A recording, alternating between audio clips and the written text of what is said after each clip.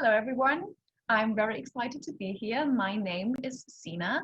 In the cosplay community, I'm also known as Aigue-Marine Cosplay. I'm Tilda. I go by Woodsmoke Words online. I'm really excited we get to talk about what has been a big part of our life for I think like 1.5 years now. I think it all started with the Starfall Court project.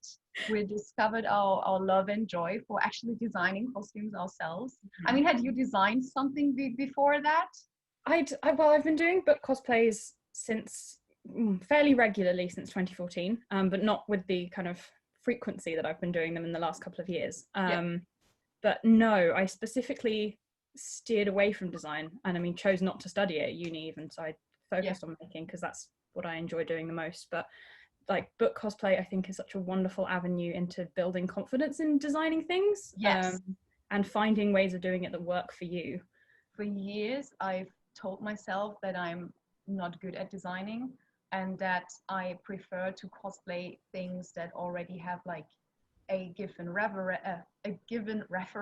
It doesn't help that I personally cannot draw, because designing something for me usually starts with, you know, sketching something, drawing something, and I draw like a 4-year-old. So it never occurred to me that I could actually design something or develop my own design process for book cosplay. And there's so many different ways to do it. So I think one of the things that we're going to talk about is where we both start with taking a written description and turning it into a design. So for me, I start with having kind of saved and noted down any description of the character in the book, which I'll do as I go along so that I don't have to kind of go back and find them if I think I want to cosplay them. So I'll kind of go through the book and I'll see if I can look for context clues as to what era or place or time period the author has drawn inspiration from, and then I'll take that and I'll generally go and do some wider research into that period, usually through just looking at things on Pinterest, and then I'll consult pattern books and stuff.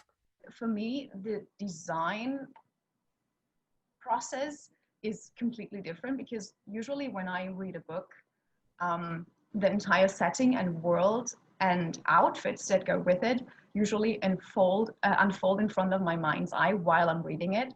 So even though there is not really a specific period of time given, or I don't know, everything just unfolds in front of my mind's eye, and that's usually where I come from when I start designing.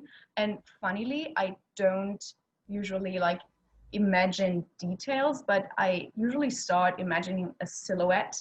And having that silhouette, I usually go on Pinterest, just like you said, Pinterest. Thank you, Pinterest.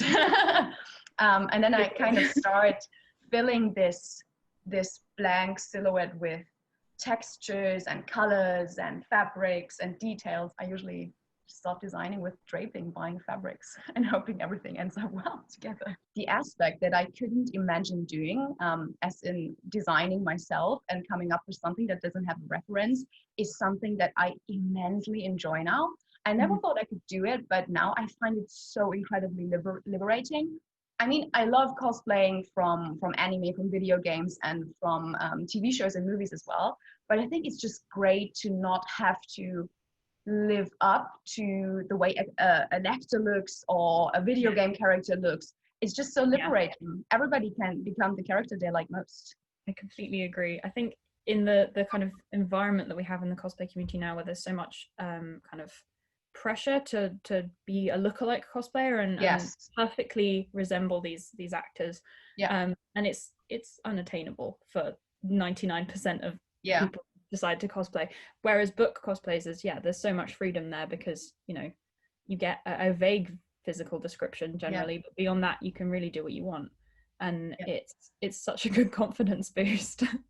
It is an incredible confidence boost, and this way it's incredible how many good cosplayers and interpretation of certain characters exist. There's not just, you know, like one lookalike cosplayer that's better than the rest of them. There are so many genius interpretations, and I really enjoy looking at people cosplaying the same characters that I've cosplayed, because everybody comes up with so many different ideas.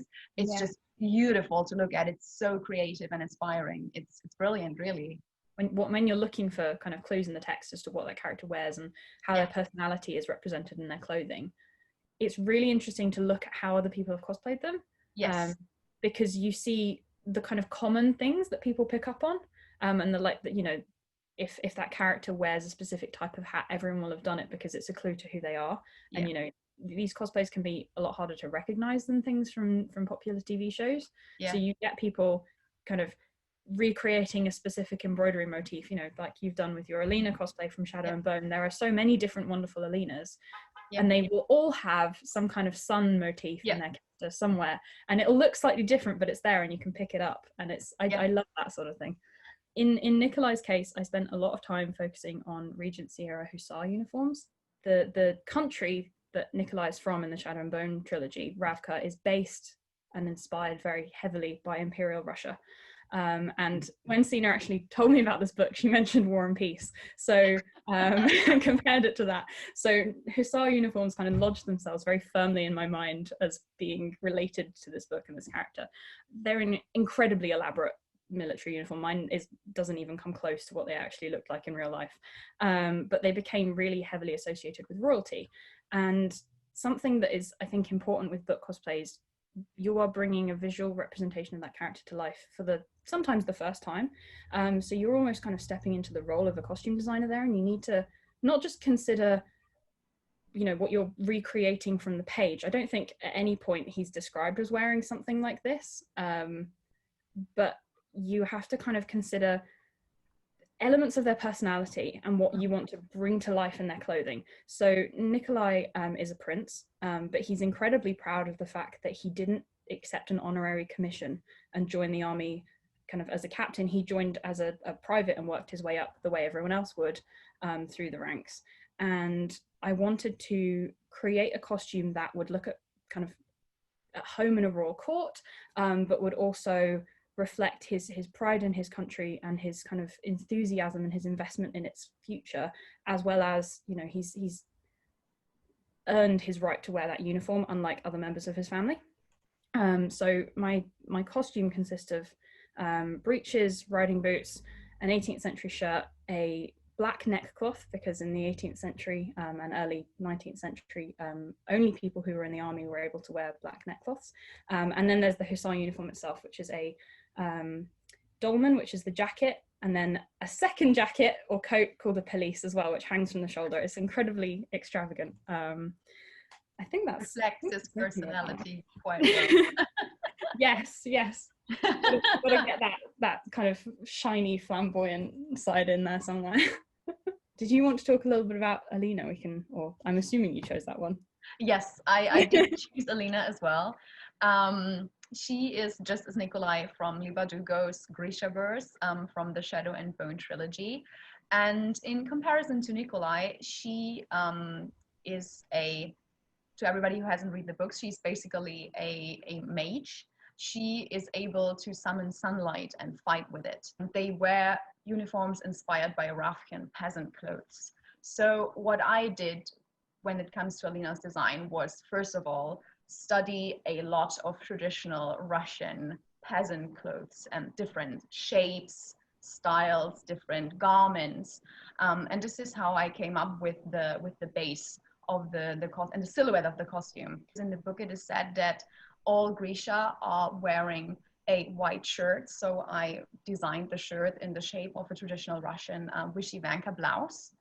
Then I gave the costume very wide and comfortable trousers. She's a soldier, so she needs to be able to run and move and not be restricted by what she's wearing. So they wear these so-called keftas, and depending on what kind of mage they are, they wear a different color. And in Alina's case, she's a summoner. She can summon light, so she's wearing a blue kefta with gold embroidery for the light that she's able to summon. But I decided not to give her one top cloth, but two, because I thought, just like Nikolai, who's wearing two jackets as well, one full one and a more like decorative one. I wanted to give her more like a comfortable kefta with tight sleeves. And I imagined her wearing this kefta basically indoors.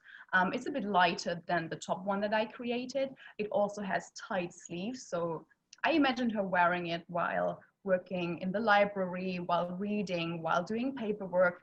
And then I gave her a second top kefta with very wide and flowy sleeves, like very Anastasia Romanov style inspired sleeves with the very dramatic sun embroidery.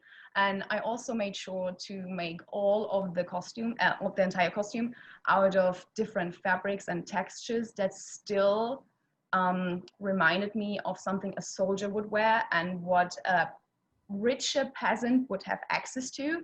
I didn't want to go wild and give her very extravagant fabrics because they are supposed to look like peasants, but I choose something sturdy. When it comes down to cosplay, it doesn't matter if you buy it or if you make it yourself or if it's a closet costume. The most important aspect is that you have fun with it and fun wearing it. And I think that's the great thing about book cosplays. There is no right way to do it. You can come up with whatever you like.